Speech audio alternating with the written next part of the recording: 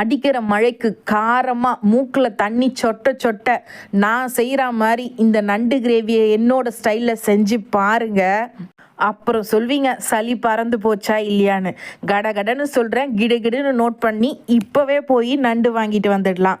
ஒரு ட்ரையான பேன் எடுத்துக்கோங்க. 2 ஸ்பூன் மிளகு, 2 ஸ்பூன் ஜீரகம் நல்லா ட்ரையாக வறுத்து எடுத்துக்கோங்க. அதுக்குள்ளே ஒரு சட்டியில் எண்ணெய் காஞ்சதும் ட்ரை ரோஸ்ட் பண்ண மிளகு ஜீரகத்தை கொரன்னு அரைச்சி வச்சுக்கோங்க. 1/4 கிலோ அளவுக்கு சின்ன வெங்காயம் கஷ்டப்படாமல் உரிச்சு வச்சுக்கோங்க.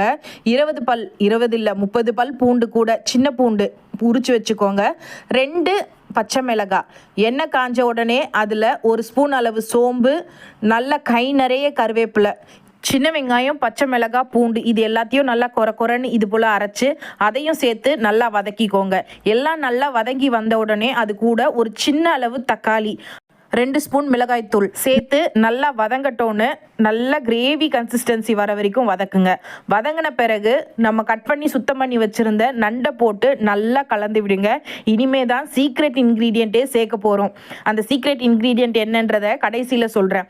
கிரேவிக்காக கொஞ்சமாக தண்ணி சேர்த்து நல்லா கொதிக்க விடுங்க. அதுக்குள்ளே நண்டும் வெந்துடும், கிரேவி கன்சிஸ்டன்சியும் கிடச்சிடும். இப்போ சீக்ரெட் இன்க்ரீடியண்ட்டை சேர்க்கலாமா?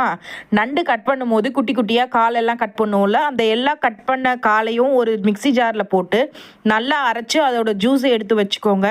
இந்த ஜூஸ் தான் முக்கியமாக இந்த கிரேவிக்கு டேஸ்ட்டே கொடுக்க போகுது. தண்ணி ஊற்றி நண்டு கொதிக்கும் போதே மறக்காமல் இந்த ஜூஸையும் எடுத்து அதில் ஊற்றிடுங்க. எல்லாம் சேர்த்து 10 நிமிஷம் கொதிச்சதும் கிரேவி திரண்டு வரும்போது ஏற்கனவே கொரன்னு வறுத்து அறுத்து வச்சிருந்த மிளகு ஜீரக பொடியை சேர்த்து 5 நிமிஷம் கொதிக்க வச்சு இறக்குனா நல்லா கம்மன்னு காரமாக காட்டாக மழைக்கு ஏற்ற நண்டு கிரேவி. டேஸ்ட்டுக்கு நான் கேரண்டி.